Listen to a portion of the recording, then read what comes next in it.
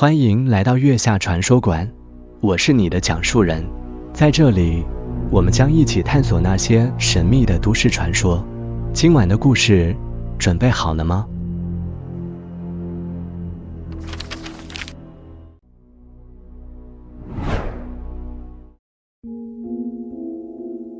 你听说过那个关于睡衣鳗鱼的传闻吗？据说，每当夜幕降临，在某个寂静的乡村河畔，就会出现一个诡异的身影，一条仿佛穿着睡衣的巨大鳗鱼在水面缓缓游动。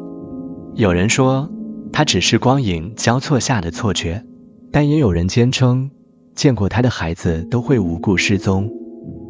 小镇的居民对这条睡衣鳗鱼讳莫如深，尤其是那些靠近河岸居住的人，他们之中有人亲眼见过它的存在。张博是一位在河边生活了一辈子的渔夫，他的渔网曾经捕捉到奇怪的鳞片，那种鳞片不像普通鱼类，触感类似于织物，甚至有细密的花纹，看起来像是棉布。那天晚上，我像往常一样收网，却发现网里沉甸甸的，以为捞到大鱼了，结果拉上来一块滑溜溜的东西。起初以为是某种变异鱼类的皮，但摸上去的手感太不对劲了，像是在摸一块被水泡软的布料。他说，那东西突然滑出网外，落回河中，激起了一道奇怪的涟漪。接着他看到水下有一个长长的身影，正缓缓游走。它的轮廓像是一条鳗鱼，但身上覆盖着某种类似人类睡衣的纹路。张博吓得连夜搬离了河边的房子。1年前，小镇上一名7岁的男孩小轩无故失踪。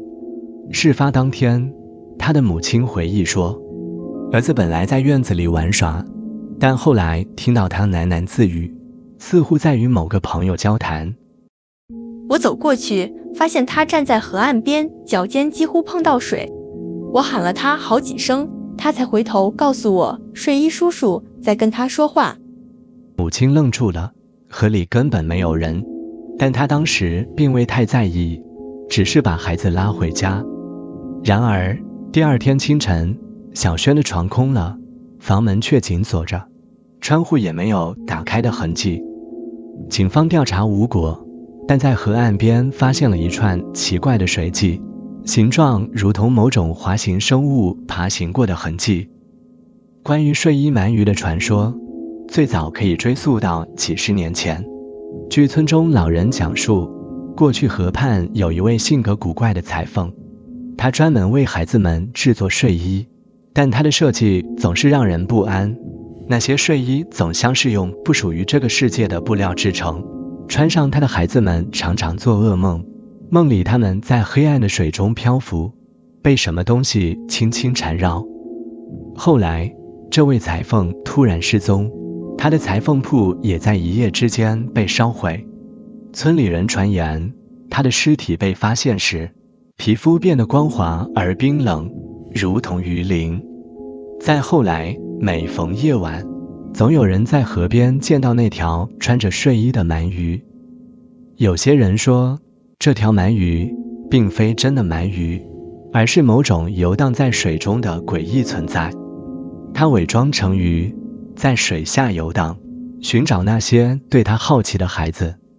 也有人相信，这是一种被诅咒的生物，每当有孩子对它产生兴趣，它便会潜入梦境，将他们带入河底的另一个世界。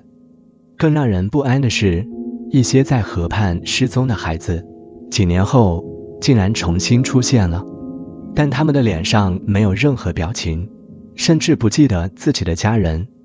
他们的手臂和脖子上隐约可见类似鳞片的奇怪纹路。这条睡衣鳗鱼是否真的存在？还是说，它只是人们对于未知事物的恐惧所构筑的幻象？如果你在夜晚经过那条河岸，听见水面上有轻微的波动声，甚至看到一条穿着睡衣的长影在水下游动，你会选择转身离开，还是试着听听它在低语些什么？